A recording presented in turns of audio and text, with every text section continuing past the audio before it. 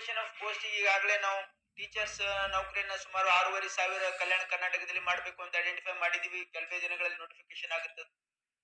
ಈ ರೀತಿ ನಾವು ಪ್ಲಾನ್ ಮಾಡಿದೀವಿ. It's not that we are just sitting idle.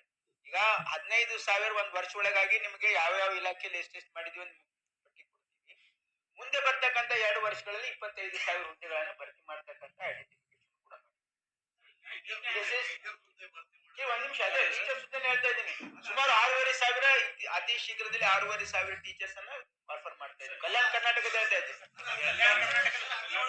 ಇಲ್ಲ ಈಗ ಮೊದಲನೇ ಹಂತದಲ್ಲಿ ಈಗ ನಾನು ಹೇಳ್ತಾ ಇದ್ದೀನಿ ಒಂದು ವರ್ಷ ಅದೇ ಒಂದು KKRDB ಈಗೇನಂದ್ರೆ ಕಲ್ಯಾಣ ಕರ್ನಾಟಕ ಭಾಗದ್ದು ಈಗ ನಾವು ಏನು ಹುದ್ದೆಗಳವಲ್ಲ 6,500 ಐಡೆಂಟಿಫೈ ಮಾಡಿ ಇಮಿಡಿಯೇಟ್ಲಿ ಕಾಲ್ ಮಾಡ್ತೀವಿ.